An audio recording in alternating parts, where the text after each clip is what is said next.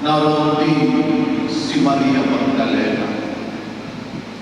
Nang makita ni Jesus ang kanyang ina at ang minamahal niyang alagad na sa tabi nito, kanyang sinabi, "Gina, narito ang iyong anak."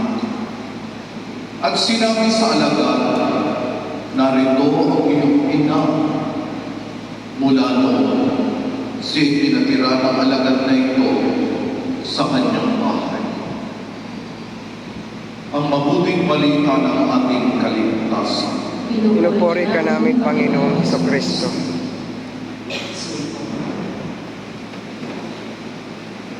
Winika ni Jesus sa kanyang inang nakatayo sa paanan ng krus, "Gina, nariyan ang iyong anak." At sa alagad na minamahal, "Nariyan ang iyong ina."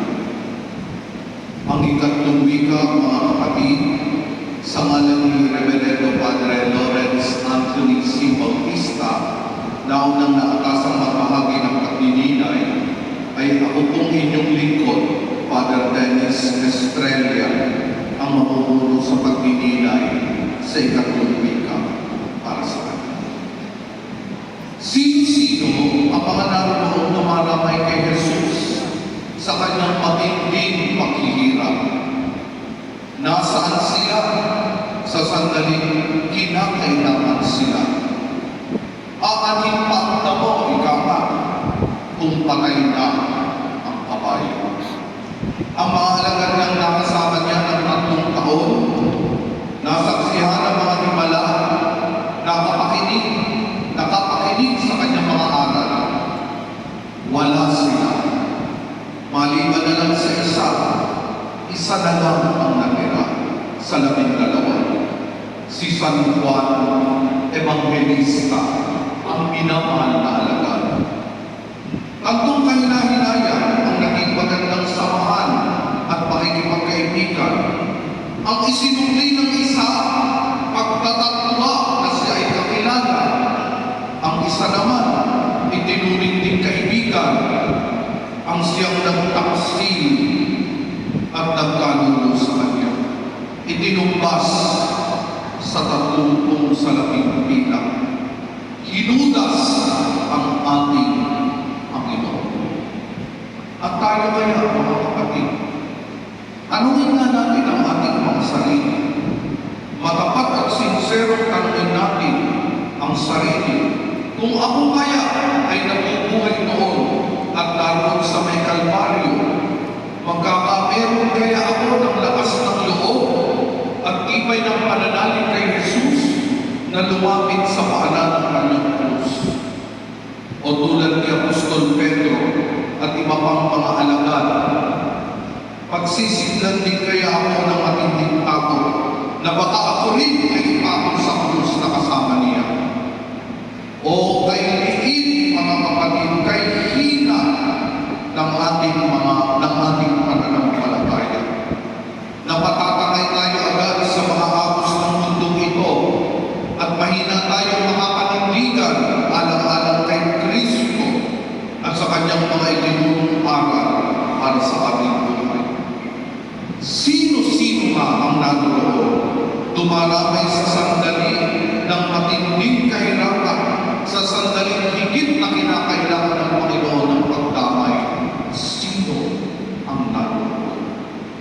Mga kababaihan, mas matapang, mas malalakas ang loob, mas matibay ang pananalig sa Panginoong Jesus.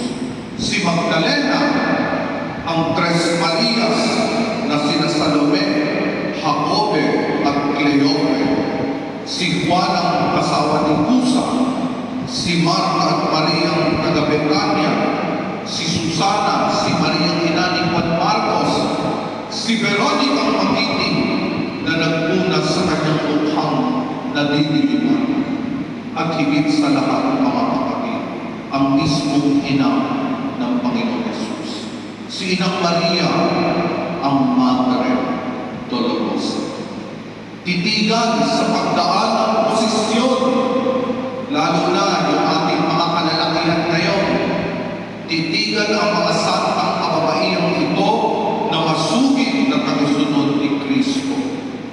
bumulong ng dalangin sa mga banal na santa, maging matatag ginawa tayo at matibay ang loob sa pagtahak sa landas ni Kristo. Tumayo si Maria sa paanan ng krus. Ito ang kahulugan ng Stabat Mater, ang tradisyonal na awit ng simbahan sa mahal na ina ng hapis. Ninamnam ng mahal na Birhen, tinanggap niya ang lahat ng hirap ng kanyang anak. Nakiisa siya, naging uwaran ng tunay at kahangahangang pakikisama sa kapwa. Hindi lamang sa mga sandali ng kasayahan, kundi lamang higit sa mga sandali ng kabiguan at kasawi.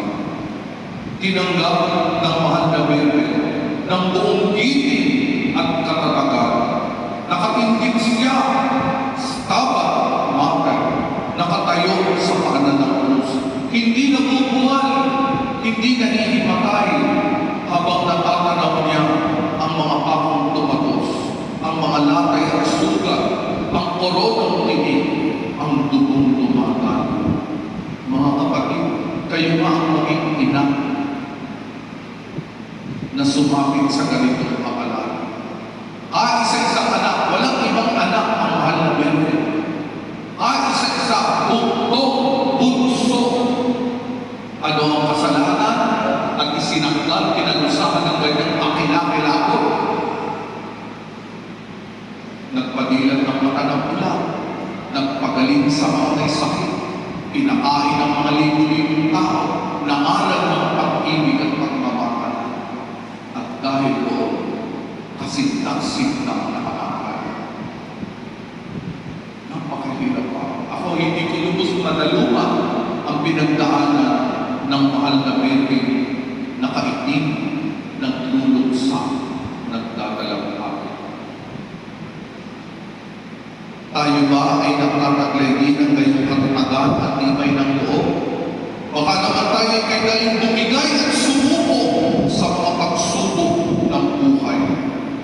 Lahat naman tayo may kani-kaniyang pasang krus. Lahat tayo ay mga tinig sa dibdib. Lahat tayo nagkakaroon sa tuwi-tuwigan ng mga kalbaryo. Lahat tayo dumadaan sa mga Biyernes Santo sa ating buhay. Aba, magpakatatag po tayo. Mga kapatid, kahit ano pa ang mangyayari, maging matibay at malakas tayo dahil sa ating pananalig sa Diyos. Hindi tayo bibigyan ng pagsubok na hindi natin makakayang pasalin. Tutulungan tayo ng Diyos, hindi niya tayo mababayaan.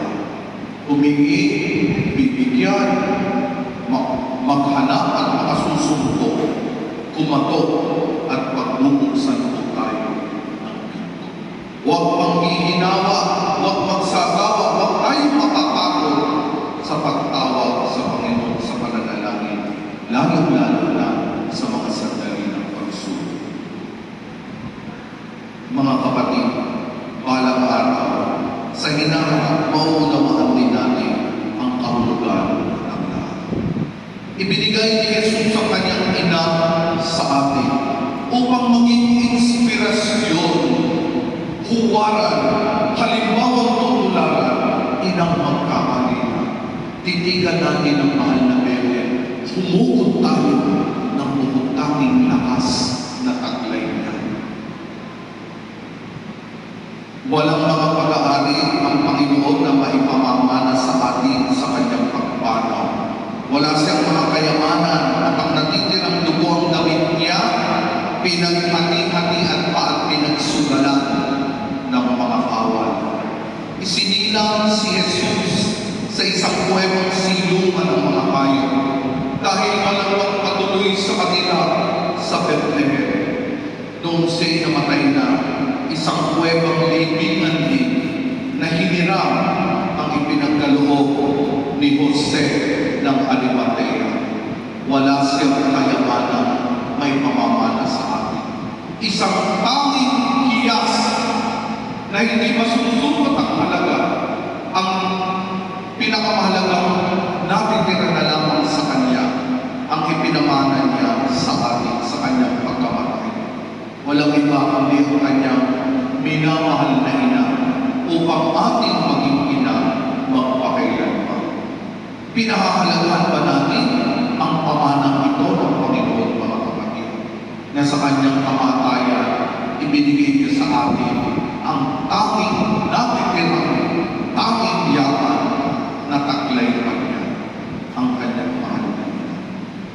Pinahahalagaan pa natin, sino ba para sa atin ang mahal na Birhen, tayong mga tagasunod ni Kristo? Sino si Mama Mary para sa atin? Nagdedebosyon ba tayo kay Mariang Kalinisan? Nagdarasal ng rosaryo sa inang sayo? Nagpapatulog ba tayo sa inang ito ng langit sanggol? Baka naman kulang pa at mahina ang ating pananalig sa Kanya. Tinutularan pa natin ang Kanyang halimbawa, mga kapatid, lalong-lalo na sa ating pagtalima sa kalooban ng Diyos sa ating buhay. Maganap nawa sa akin ayon sa kalooban mo, ika ng mahal na ina. Tunghayan ninyo mga kinikilid kung saan humantong itong Kanyang salitang maganap nawa sa akin, humantong sa kanan ng Diyos. Hanggang sa matinding hapis sa kakilakilabot na pagkamatay ng Kanyang anak sa krus, sapagkat ito ang kalooban ng Ama. Maganap nawa sa akin ayon sa kalooban mo. Buong pananalig sinambit ng mahal na Birhen, hindi niya nalalaman ng sandaling yun kung hanggang saan ito hahanap. Naging matibay, mga kapatid, ang mahal na Birhen. Matatag, kahanga-hanga ang kanyang katatagan. Titigan siya, gumalangin tayo, naway mapahaginan tayo, kahit na kakapiraso lang, makabahagi tayo sa katatagan nito. O kay hina ng ating pananampalataya, mga kapatid, sa totoo lang, kay tubok ang ating pananalig. Sundin ang loob mo dito sa lupa para ng sa langit. Sa langit, laging nasusunod ang kalooban ng Diyos, mga banal na santo at mga anghel ang naroon. Sundin ang loob mo dito sa lupa, ito ang malaking paghamon. Dito sa lupa ay dapat masunod ang kalooban ng Diyos sa ating buhay, personal at pampamilya. Masunod ang Diyos sa ating mga pamayanan at lipunan. Masunod ang kalooban ng Diyos sa ating bansa at sa buong mundo. Kalooban ng Diyos